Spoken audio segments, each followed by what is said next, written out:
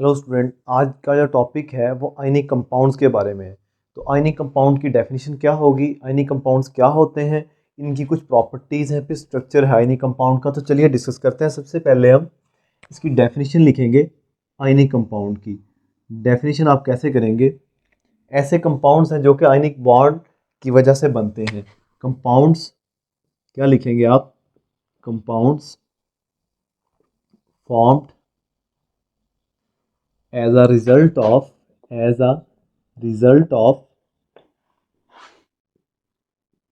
ionic bond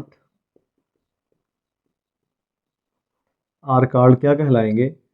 are called ionic compounds।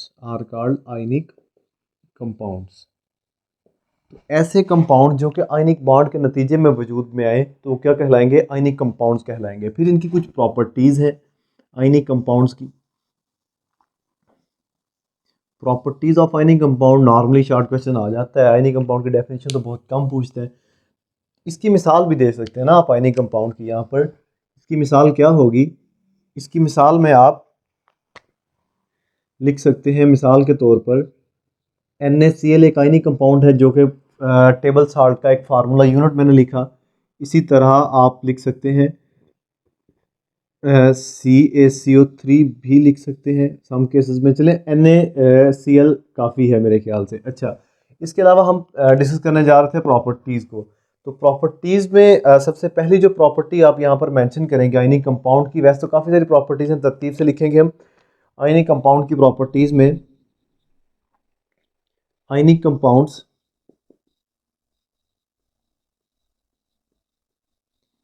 क्या होते हैं? Are crystalline solids. क्या कहा कि आयनिक कंपाउंड सॉलिड शेप में है, लेकिन किस शेप में? क्रिस्टल की फॉर्मेशन में। और उनका स्ट्रक्चर कैसा है? ये 3D सा स्ट्रक्चर डिज़ाइन करने की यहाँ पर हमने कोशिश की है, पैटर्न में लेके आए हैं। तो ये एन मुमकिन है आपकी बुक्स पर कुछ डिफरेंट तरह का हो, लेकिन मैंने यहाँ पर ये स्केचिंग की है थोड़े से इलांगेटेड फॉर्म में। तो इसकी हाइट ज़रा ज़्यादा रख ली, इसे आप लेंथ कहेंगे ऊपर से नीचे। अच्छा, इसको बनाया कैसे गया है?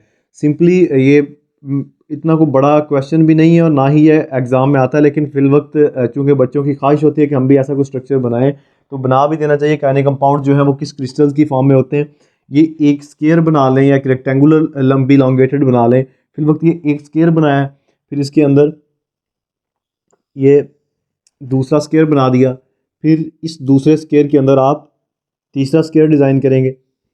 इस तरह ये 3 स्क्वायर डिज़ाइन करने के बाद आप इनके सेंटर में सबसे पहले स्क्वायर के सेंटर में लाइन लगाई और ये इधर से एक लाइन लगा दी, इसका सेंटर कवर कर दिया। फिर आप दूसरा स्क्वायर पकड़ेंगे, चलें स्क्वायर कह रहे हैं, जो भी डायग्राम आपके सामने मेंशन्ड है, ये आपने इसके दूसरे के मिड में एक लाइन लगा दी, यहाँ से लगे या यहाँ से, ये ले दूसरे के मिड में लगी। अब आप थर्ड पकड़ेंगे, थर्ड को यहाँ से सेंटर किया और इसको यहाँ से कर दिया।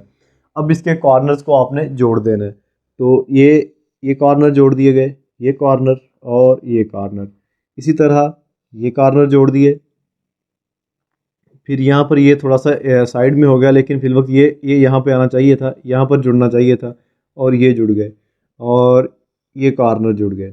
ये लें, तो ये एक आपका 3D फॉर्म में स्ट्रक्चर बन गया। थोड़ी सी लाइनें टेढ़ी होने की वजह से कुछ चीज़ें एक आध जगह पर चेंजेस हुई हैं, लेकिन ज़्यादा नहीं हुई। फिर ये जो साइड्स हैं इनको आप इस तरह मेंशन कर देंगे कि Cl कहाँ पर है और क्लोरीन कहाँ पर है। इसी तरह आप डिफरेंट जो एरियाज़ हैं उनको मेंशन करते जाएंगे। तो ये आपका एक 3D फॉर्म बन जाएगा, आयनिक कंपाउंड का एक क्रिस्टलाइन फॉर्म बन जाएगी, जो कि यहाँ पर मैंने स्केच आउट कर दी हुई है ऑलरेडी। अच्छा, इसके बाद इनकी दूसरी प्रॉपर्टी है कि तकरीबन नॉन कंडक्टर ऑफ इलेक्ट्रिसिटी है। नॉन कंडक्टर ऑफ इलेक्ट्रिसिटी है, ऑफ हीट एंड इलेक्ट्रिसिटी भी लिख सकते हैं। इलेक्ट्रिसिटी इन सॉलिड स्टेट, सख्त हालत में, ठोस फॉर्म में ये हीट और करंट को अपने अंदर से पास नहीं होने देते। But are good conductor of electricity, are good conductors of electricity या हीट। इलेक्ट्रिसिटी किस हालत में? इलेक्ट्रिसिटी इन मोल्टन स्टेट, यानी कि पिघली हुई हालत में ये इलेक्ट्रिसिटी के गुड कंडक्टर ऑफ इलेक्ट्रिसिटी हैं। पिघल जाएंगे तो कहता है आयन फॉर्मेशन में आ जाएंगे। यानी कि ये जो है आपके पास एक आयनिक स्टेज आ जाएगी या आयनिक स्टेट आ जाएगी, आयन फॉर्मेशन हो जाएगी। इस वजह से ये गुड कंडक्टर हैं। आयन्स आपको पता है कि पॉजिटिव नेगेटिव बन जाते हैं, तो फिर उनकी वजह से करंट पास आउट होना। अच्छा चलें ठीक है। उसके बाद गुड कंडक्टर ऑफ इलेक्ट्रिसिटी हैं। फिर इनके high melting and boiling point होते हैं। Ionic compounds have high melting points and boiling points. और यहाँ पर एक मिसाल भी दे दी जाती है जो कि अक्सर बाज़ MCQs में पूछ ली गई है कि मेल्टिंग पॉइंट में मिसाल दें। अगर यहाँ पर NaCl की, इसका मेल्टिंग और बॉइलिंग पॉइंट मेंशन किया जाता है। NaCl का जो मेल्टिंग पॉइंट है, ये मेल्टिंग पॉइंट है इसका 800 डिग्री सेंटीग्रेड तकरीबन, और इसका बॉइलिंग पॉइंट है 1413 डिग्री सेंटीग्रेड। तो ये इनके मेल्टिंग और बॉइलिंग पॉइंट्स का भी अक्सर कहीं किसी लिटरेचर में 801 है, किसी पर 800 है। बुक्स में डिफरेंट चीज़ें दी गई हैं, तो एक आध का फ़र्क है, आप देख लेंगे। जो आपके बुक पर है उसी को फॉलो करेंगे।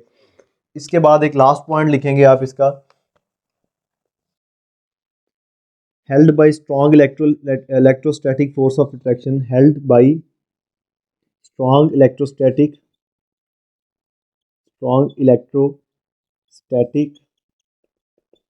Forces of attraction.